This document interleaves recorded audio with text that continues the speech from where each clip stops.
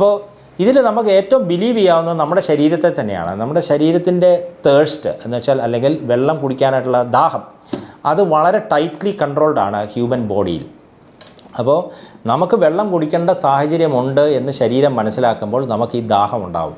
അപ്പോൾ ഏറ്റവും സേഫസ്റ്റ് നമ്മുടെ ഒരു കാൽക്കുലേഷൻ ഡ്രിങ്ക് ടു തേഴ്സ്റ്റ് എന്നുള്ളതാണ്. എന്ന് വെച്ചാൽ നമുക്ക് ദാഹം തോന്നുന്നുണ്ടെങ്കിൽ നമ്മൾ വെള്ളം കുടിക്കേണ്ടതാണ്. ദാഹമില്ലാത്ത സമയത്ത് നമ്മൾ എപ്പോഴും ഒരു ബോട്ടിൽഡ് വാട്ടർ നമ്മൾ കയ്യിൽ പിടിച്ചുകൊണ്ട് നടന്ന് വെള്ളം കുടിക്കുന്നത് എപ്പോഴും നല്ലതാണെന്ന് വിചാരിച്ചുകൊണ്ട് ഇടയ്ക്കിടയ്ക്ക് അങ്ങനെ കുടിക്കേണ്ട സാഹചര്യം ഇല്ല.